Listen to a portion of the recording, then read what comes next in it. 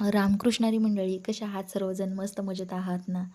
आता पावसाळा चालू आहे तर सगळीकडे पाऊसच चालू आहे बघा. इकडे पण खूप पाऊस झाला आहे आणि पावसामुळं झाडं कशी हिरवीगार झाली आहेत आणि फुलं तर इतकी सुंदर उमलत आहेत ना, की त्यांच्याकडे पाहून सकाळी सकाळी मन खूप प्रसन्न होतं आणि पूजा करायला खूप मस्त वाटत आहे.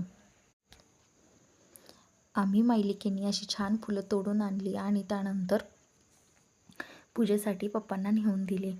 आज होता आमच्या आजोबांचा महाळ, त्यासाठीच इथे तयारी चालू होती.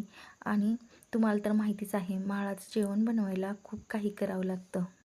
भाजी, चपाती आणि पोळ्याचा स्वयंपाकसुद्धा बनवावा लागतो. पण आमच्या इथे सर्वजण मिळून हे काम करतात ना, त्यामुळं जास्त काही वाटत नाही. आमची फॅमिली खूप मोठी आहे आणि प्रत्येकजण मिळून मिसळून काम करतं. सर्व कामं तर चालूच होती, पण माझी चिमणी मात्र तिच्या सासूबाईंकडून छान लाड करून घेत होती बरं का. छान स्वयंपाक चालू होता. त्यानंतर स्वयंपाक वगैरे आवरत आला.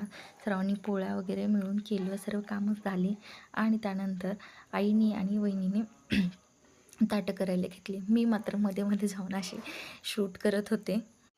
आता या सर्वाची सवय त्या सर्वांना नव्हती, म्हणून ते जरा अनकम्फर्टेबल होते. पण चला असो, सर्वांनी छान रिस्पॉन्स दिला. मला व्हिडिओ बनवण्यासाठी खूप छान मदत केली.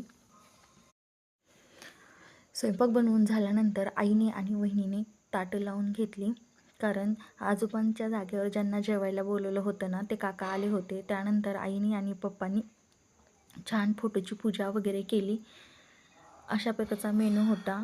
त्यानंतर फोटोला नैवेद्य वगैरे दाखवला, पाया वगैरे पडून झाला आणि त्यानंतर त्या काकांसोबत बसून मस्त जुन्या आठवणींच्या गप्पा मारत मारत त्यांनीही जेवण केलं. आता तुम्ही म्हणाल, तू काय फक्त शूटच करते का? काही काम वगैरे करतेस का नाही? तर मी आहे माझ्या माहेरी आणि मनात आलं तरच काम करते, असं चाललं आहे माझं. म्हणून मीही चला म्हटलं काम करूया थोडंसं, म्हणून मीही थोडी मदत केली. त्यानंतर आम्ही सर्वांनी मिळून छान जेवण केलं, मस्त गप्पा मारल्या आणि त्यानंतर खारीचा वाटा म्हणून मीही भांडी वगैरे घासली. आम्ही इकडे बिझी आहे, तोपर्यंत लेकरांनीही मस्त मनसोक्त माती खेळून घेतलेली आहे. तर असा होता आजचा दिवस. चला भेटूया नेक्स्ट व्लॉगमध्ये. तोपर्यंत बाय.